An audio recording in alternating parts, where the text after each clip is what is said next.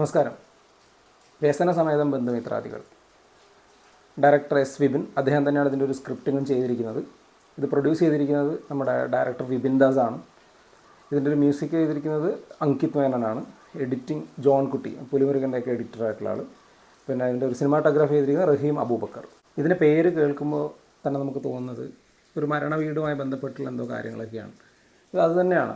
ഒരു ആളുടെ മരണം നടക്കുകയും അതിൽ കുടുംബങ്ങളും അയൽവാസികളും മറ്റ് ബന്ധുക്കളും വീട്ടുകാരും എല്ലാം കൂടെ ചേർന്നിട്ടുള്ള കുറേ പരിപാടികൾ. അത് ഒരു കോമഡിയുടെ ട്രാക്കിലാണ് പടം ത്രൂ ഔട്ട് പറഞ്ഞു പോകുന്നത്. ഒരു സോഷ്യൽ കോമഡി എൻ്റർടൈനർ എന്നൊക്കെ നമുക്ക് പറയാവുന്ന ജോണറിലുള്ളൊരു പടമാണ്.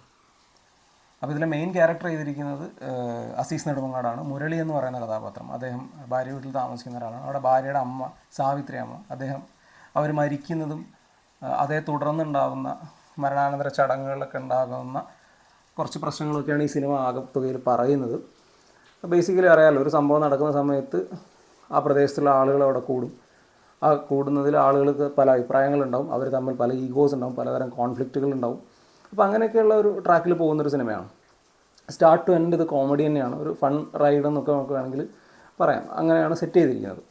അപ്പോൾ ഇതിൽ ഒരു മരണം അവിടെ നടക്കുന്നുണ്ടെങ്കിലും അതോടനുബന്ധിച്ച് വേറൊരു പ്ലാൻഡ് ആയിട്ടുള്ളൊരു പരിപാടിയും കൂടെ അവിടെ ഉണ്ടായിരുന്നു. അപ്പോൾ അതും ഇതുമായിട്ടുള്ളൊരു ക്ലാഷും മറ്റ് കാര്യങ്ങളൊക്കെ ഈ സിനിമ ചർച്ച ചെയ്യുന്നത്. ഈ കഥ വിപിൻ സെറ്റ് ചെയ്തിരിക്കുന്നത് തിരുവനന്തപുരത്താണ്. തിരുവനന്തപുരത്തെ തോന്നക്കൽ എന്ന് പറയുന്ന പഞ്ചായത്തിലാണ് ഇതിൻ്റെ ഒരു കഥ നടക്കുന്നത്. പേര് കേൾക്കുമ്പോൾ തന്നെ നമുക്കൊരു ഒരു പഴയ മലയാള സിനിമയിലൊരു പ്രയോഗം നമുക്ക് തോന്നുമല്ലോ. അപ്പം അങ്ങനെയുള്ളൊരു ഏരിയയിൽ നടക്കുന്നൊരു കഥ. അപ്പോൾ പ്യുവർലി ട്രിവാൻഡ്രത്ത് എന്ന് പറയുമ്പോൾ അവിടെയുള്ള ആ പ്രദേശങ്ങളിലുള്ള കുറേ കാര്യങ്ങൾ ഇതിലേക്ക് കണക്ട് ചെയ്തിട്ട് പറയുന്ന ഒരു സോഷ്യൽ കോമഡി പടം. കുറേ കാര്യങ്ങൾ ഇതിൽ വരുന്നുണ്ട്. പ്രത്യേകിച്ച് ഒരു മരണ വീടൊക്കെ ആകുമ്പോൾ ആ മരണ വീട്ടിലുണ്ടാകുന്ന പലതരം സംഭാഷണങ്ങൾ, അല്ലെങ്കിൽ ആ പലതരത്തിലുള്ള ആരോപണങ്ങൾ, അങ്ങനെയൊക്കെ അത് കോമഡിയായിട്ട് സെറ്റ് ചെയ്ത് മുന്നോട്ട് പോകുന്നൊരു പടം. പെർഫോമൻസിൻ്റെ കാര്യത്തിൽ ഇതിൽ ഏറ്റവും പെർഫെക്റ്റ് ആയിട്ട് പറയേണ്ട രണ്ടാളുകൾ, അല്ലെങ്കിൽ ഇതിലെ ഷോ സ്റ്റീലേഴ്സ് എന്ന് പറയുന്നത്, ഒന്ന് അസീസ് നെടുമങ്ങാടാണ്. അസീസ് നെടുമങ്ങാട് അവതരിപ്പിച്ച കഥാപാത്രത്തിൻ്റെ പേര് മുരളി എന്നാണ്. അദ്ദേഹം ഇത് കിഡിലനായി ചെയ്തിട്ടുണ്ട്. സ്റ്റാർട്ട് ടു എൻഡ് പുള്ളി അടിപൊളിയായിട്ട് ചെയ്തിട്ടുണ്ട്. പുള്ളി കിട്ടിയ ക്യാരക്ടറുകളിൽ ഏറ്റവും മികച്ച ഒന്നായിരിക്കും ഈ സിനിമയിലേത്. പുള്ളി അത് കറക്റ്റായിട്ട് ചെയ്തിട്ടുണ്ട്. കാരണം അനശ്വരയുടെ ഫാദർ റോളാണ് പുള്ളി ചെയ്യുന്നത്. അടിപൊളിയായിട്ടാണ് പുള്ളി ചെയ്തതെന്ന് തോന്നി. ഞാൻ വളരെ മൈന്യൂട്ടായിട്ടുള്ള പരിപാടികളൊക്കെ തന്നെ പുള്ളിക്ക് ഇതിനകത്ത് കുറച്ചുണ്ട്. അതൊക്കെ പുള്ളി ചെയ്തിട്ടുണ്ട്. പിന്നെ ഇതിൽ പറയേണ്ടത്, ഇതിൽ അടിപൊളിയായി ചെയ്തിട്ടുള്ള മറ്റൊരാളെന്ന് പറയുന്നത് അനശ്വരയുടെ അമ്മ ക്യാരക്ടർ ചെയ്തിട്ടുള്ള നടിയാണ്. അവർ സ്റ്റാർട്ട് ടു എൻ്റെ ഒരു ഭയങ്കരമായിട്ടുള്ള പരിപാടികൾ ചെയ്തിട്ടുണ്ട്. കുറേ കോമഡി ചെയ്തിട്ടുണ്ട്. ലാസ്റ്റ് കരയുന്നൊരു പരിപാടി, അതൊക്കെ പുള്ളിക്കാരി ക്യാരക്ടർ പിടിച്ച് തന്നെ ചെയ്തിട്ടുണ്ട്. അവരുടെ പേര് അശ്വതി ചാന്ദ് കിഷോർ അങ്ങനെയാണെന്ന് തോന്നുന്നു. പുള്ളിക്കാരി അടിപൊളിയായിട്ട് ചെയ്തിട്ടുണ്ട്. ഇവർ രണ്ടുപേരാണ് ഈ സിനിമ ഏറ്റവും പ്ലസ്സായി തോന്നിയ പെർഫോമൻസസ്. പക്ഷേ സിനിമ ഇത് കുറച്ച് കയ്യിൽ നിന്ന് പോയിട്ടുള്ളൊരു പരിപാടിയാണ്. കാരണം ഇതിലെ കുറേ കാര്യങ്ങൾ ഇതിൽ വർക്കാവുന്നില്ല. അതിന് എനിക്ക് പേഴ്സണലി ഒട്ടും വർക്കായില്ല ഇതിലെ കുറേ കാര്യങ്ങൾ. കാരണം ഭയങ്കര ചളിയായിട്ട് പോകുന്ന കുറേ പരിപാടികൾ ഇതിനകത്തുണ്ട്. അതെന്തിനാണ് കാണിക്കുന്നതെന്ന് ഇവർക്കും അറിയില്ല. അപ്പോൾ കുറച്ചൊരു റിയലിസ്റ്റിക് പാറ്റേൺ പിടിച്ചിട്ട് പോവായിരുന്നെങ്കിൽ കുറേ കൂടെയൊക്കെ ഇതിൽ പറയാൻ ഉദ്ദേശിക്കുന്ന കാര്യങ്ങൾ കണക്റ്റ് ആകുമായിരുന്നു.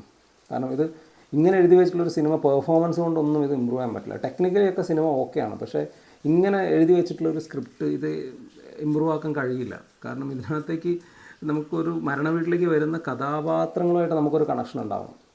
അങ്ങനെ ഇതിനകത്തേക്ക് കയറി വരുന്ന കുറേ കഥാപാത്രങ്ങളും അവരുടെ പെർഫോമൻസ് നമുക്ക് ഭയങ്കര അരോചകമായിട്ട് തോന്നും. എസ്പെഷ്യലി അതിൽ സിജു സണ്ണിയുടെ ഒരു ട്രാക്ക് ഉണ്ട്. അത് ഭയങ്കര വെറുപ്പിക്കലെന്ന് പറയാം. പുള്ളിയുടെ പെർഫോമൻസ് ദയനീയമായിട്ടുള്ള പെർഫോമൻസാണ്. അതുപോലെ പിന്നെ വേറൊരു അമ്മായി കഥാപാത്രം ഇതിനകത്ത് വന്നു കയറുന്നുണ്ട്. ഇപ്പോൾ നമ്മൾ ഈ ഫാലിമിയിലൊക്കെ അവർ കല്യാണാലോചനയൊക്കെ കൊണ്ടുവരുന്നൊരു പുള്ളിക്കാരി ഉണ്ടല്ലോ, ആ പുള്ളിക്കാരി ഇതിനകത്തുണ്ട്. കരഞ്ഞുകൊണ്ടാണ് സ്ക്രീനിലേക്ക് കയറി വരുന്നത്. അലമ്പായിട്ടാണ് ഫീൽ ചെയ്തത്. 2 മണിക്കൂറുള്ള ഈ സിനിമ ഇങ്ങനത്തെ കുറേ ഭാഗങ്ങൾ കാരണം ഭയങ്കര വലിച്ചിൽ അനുഭവപ്പെട്ടു. പക്ഷേ ഇത് അവസാനമൊക്കെ ആകുമ്പോൾ കുറച്ച് കുഴപ്പമില്ലായിരുന്നു. കാരണം അസീസിൻ്റെ പെർഫോമൻസും അതുപോലെ ബൈജു സന്തോഷുണ്ട്. ബൈജുവേട്ടൻ്റെ പെർഫോമൻസും വലിയ കുഴപ്പമില്ല. കാരണം പുള്ളിയുടെ യൂഷ്വലായിട്ടുള്ള മാനറിസം, ആറ്റിറ്റ്യൂഡൊക്കെ കൊണ്ട് പറ്റാവുന്നൊരു കഥാപാത്രമായിരുന്നു.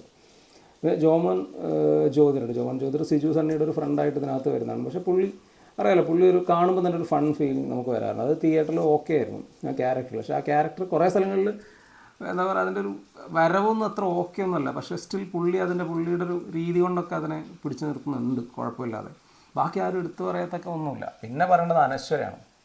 അനശ്വര ഇന്ന് മലയാള സിനിമയിലുള്ളതിൽ ഏറ്റവും കഴിവുള്ള നടിമാരിൽ ഒരാളാണ്.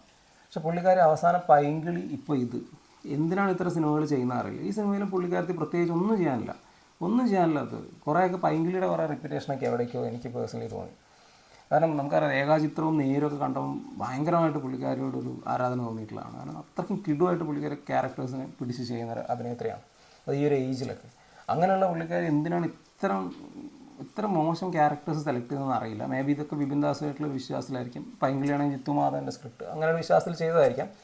പക്ഷേ ഇതിലും പുള്ളിക്കാരത്തി ഓക്കെ അല്ലായിരുന്നു. അങ്ങനെ ആകെ വയ്യാത്തൊരു പടം, ആകെ കുറച്ച് അവിടെ ഇവിടെയും ചിരിക്കാനുണ്ട്. അങ്ങനെ അല്ലാതെ വേറൊരു പരിപാടി ഇതിനകത്ത് എടുത്ത് പറയാനില്ല. കുറേ കാര്യങ്ങൾ പാളിപ്പോവുകയും വളരെ കുറച്ച് കാര്യങ്ങൾ വർക്കാവുകയും ചെയ്തിട്ടുള്ളൊരു സിനിമയാണ്. ടെക്നിക്കലി ഒക്കെ ഓക്കെ ആയിട്ടുള്ള പടമാണ്. അങ്ങനെ വേറെ പോരായ്മകളൊന്നും പ്രത്യേകിച്ച് പറയാനില്ല. കുറേ പെർഫോമൻസസ് ഭയങ്കരമായിട്ട്, അത് ആ ക്യാരക്ടറിൻ്റെ പ്രശ്നം കൊണ്ടാണ്, എഴുത്തിലുണ്ടായിട്ടുള്ള പ്രശ്നങ്ങൾ കൊണ്ട് ഭയങ്കരമായിട്ട് മോശമായി പോയിട്ടുണ്ട്. എന്താ പറയുക, കുറേ ഇപ്പോൾ മരണവീടൊക്കെ നമുക്ക് എളുപ്പം റിലേറ്റ് ചെയ്യാൻ പറ്റുന്നതാണ്. അപ്പോൾ അതിനകത്ത് നടക്കുന്ന കുറേ കാര്യങ്ങൾ, കുറേ പൊളിറ്റിക്സൊക്കെ പറയണമെന്നുണ്ടെങ്കിൽ കൃത്യമായിട്ട് അത് റിയലിസ്റ്റിക് ആയിട്ട് തന്നെ അത് വരണം. അതിനകത്ത് കോമഡി ഉൾപ്പെടുത്താം, പക്ഷേ ആ കോമഡി നമുക്കിവിടെ കണക്റ്റ് ആവണമെങ്കിൽ അതിലേക്ക് വരുന്ന കഥാപാത്രങ്ങൾ കൃത്യമായിട്ട് ജോയിൻ ചെയ്ത് പോകണം. കഥയിലും അത് ഇമോഷണലി അല്ലാതെയൊക്കെ നമ്മളായിട്ട് കണക്ട് ചെയ്ത് പോകണം. പക്ഷെ ഇവിടെ അങ്ങനെ പ്രത്യേകിച്ച് അങ്ങനെ കണക്ട് ചെയ്യുന്നില്ല. അതുകൊണ്ട് തന്നെയാണ് സിനിമയുടെ പലയിടങ്ങളിലും ഭയങ്കര ബോറിങ് ഫീലായിരുന്നു ഉണ്ടായിരുന്നത്. അപ്പോൾ അങ്ങനെയാണ് എനിക്ക് സിനിമ അനുഭവപ്പെട്ടുള്ളത്.